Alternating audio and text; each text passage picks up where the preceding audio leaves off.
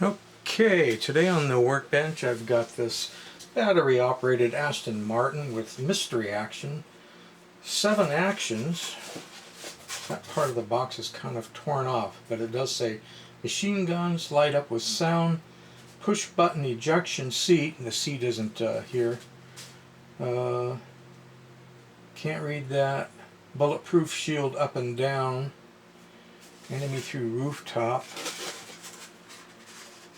Machine guns. Push button eject. This is a manual thing. The lever's there.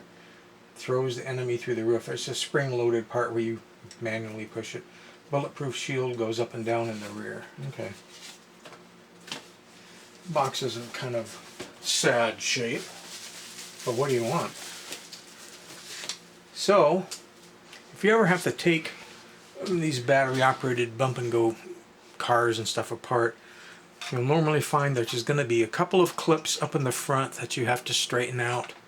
There's going to be a couple in the rear, and then in front and behind every wheel there's places where tabs are going to bend in. See, there's no tabs there. Those are flat spots.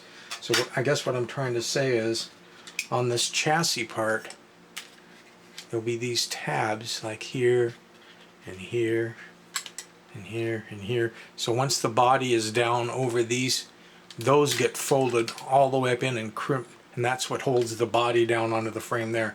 Those front tabs that I just showed you on the body come and tuck and go into these holes. So there's 2 D-cells, as you can see in here. Bump and go drive, made in Japan. Here's your motor unit. As you can see, there are some plastic gears in there, and there are some metal gears. This particular case, the problem with this toy was actually a factory cold solder joint on the motor, which someone had tried to repair before because of all that burn and crappy looking stuff around on the motor there. And basically they melted the wire into the plastic and didn't even hit the terminal. So I don't know if they had vision problems or what. This cam comes around. This is what's going to control the bulletproof shield.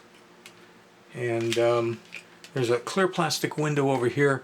This basically has the clicker for the machine guns, which isn't very loud, and there's a light inside each machine gun. And other than that, it's just the bump and go. So that's the clicking sound for the guns. And there, the bulletproof shield just went down. And then it just shoots up when the guns start firing. And here the shield's going down again. Just like that. And so, putting the thing back together, that's right, you're going to have to start up in the front, and you're going to have to get those guns through the holes in the body.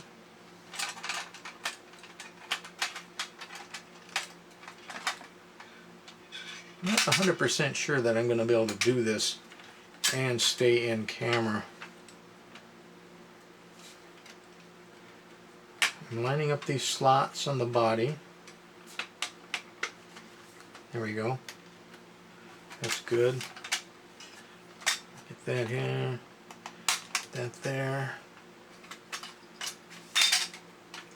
That slot to go in. Okay. Looks like we're almost all the way there. I'm going to pre-bend this enough to where it kind of holds a little bit.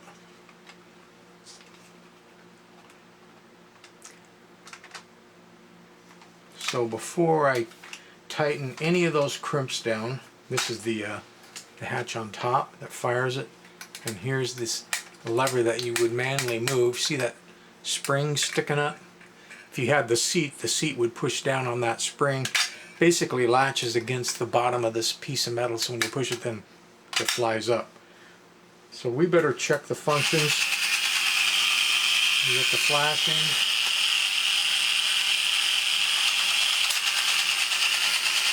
And it looks like the shield is binding on the body. So I'm glad I didn't crimp anything down yet. So I don't think I'm going to be able to do this part on camera. because you're going to have to sit here and fool with this a bit.